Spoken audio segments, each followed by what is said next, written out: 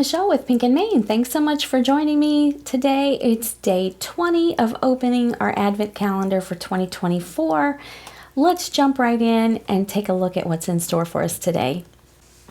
I've got day 20 here ready. I thought I'd quickly show you the cards again that we made yesterday. So if you didn't watch yesterday, I did do some creating, and you can go back and watch day number 19 if you'd like to see how we created these fun cards.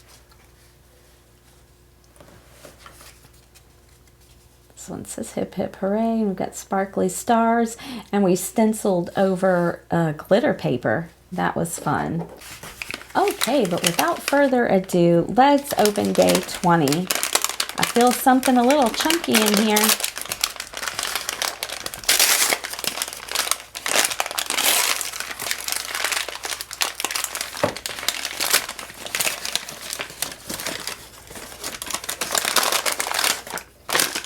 Oh, look at this. Disco Ball Super Fine Glitter. So this is an exclusive color of glitter for you all. We called it Disco Ball. I can't wait to see what you create by adding this beautiful super fine holographic silver glitter to your projects and cards.